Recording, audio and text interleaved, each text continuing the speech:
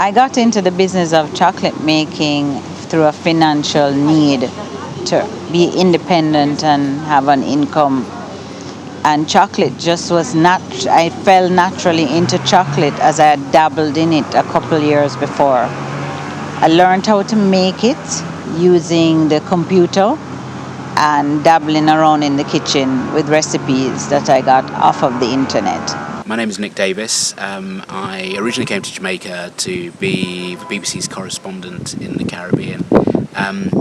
I got into chocolate because I developed a food allergy and decided that I was bored of going around to people's houses and not being able to eat something as a dessert, so I brought my own chocolate. One of the things which really got me into chocolate though was an interview I did with a guy called Mott Green, who ran the Grenada Chocolate Company, and I interviewed him, and to be fair, he was a really challenging individual but a really nice guy, and he said to me, it's funny, the equipment which we have, we bought from Jamaica. And I was like, what? Number one, you bought equipment from Jamaica?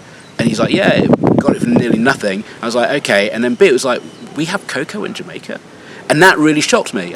In 2004, I was approached by Jamaica Observer to showcase my chocolate rum truffles at their Observer Food Awards. And I got such a good response from the public and people on a whole. I started producing it at home in my little 2-bedroom apartment. I then moved into a very tiny space on Roosevelt Avenue, 900 square feet of space, which I shared with another company, and that's when Chocolate Dreams began. When I first started making chocolate, it was off the internet. I mean, you can learn anything off the internet. So I went on and I found I think it's called Indestructibles, a website, and it showed you how to make chocolate with a coffee grinder. And so I tried it, and I roasted the beans, and I refined it, and I winnowed it with a hairdryer, and after I was there with like a pestle and mortar, it turned into chocolate, a very rough chocolate, like Mexican style chocolate. Like our cocoa balls, but nicer, dare I say, because I made it, and that was really, really good, and I really felt a sense of accomplishment. The decision to go full-fledged into the business was solely mine. My family was very supportive of me, and my friends and some people in the business world, and I was very encouraged by the response to my truffles. One of the things about making chocolate is that people often talk about it being artisanal, being craft chocolate, but reality is that it's not a pim pam and it's done thing. It's an industrial product, it's an agricultural product, and then it meets together in the whole chocolate making side of it. And it took me quite a long time to get my head around it, and a lot of the knowledge came from speaking to other people. One of the things I really like outside of Jamaica and outside of probably the Caribbean is that people talk to each other a lot, and people share a lot of information. People are in the business of trying to make chocolate more than what it is now, to educate the public into why they need to pay the farmer, why they need to pay the chocolate maker. The segment of the market which I'm operating in is very niche. It's bean to bar. It's the people who really like single origin chocolate. They want to know what the farmer almost felt like when he was picking the cocoa pod, or cutting it down and then putting it into the into the fermentary and whatever. But they care, and they're willing to pay a little bit more for this artisanal product with the story behind it. The business is my passion. My passion is chocolate. I love chocolate. Love to see the faces of my clients light up when we produce items for their fancy.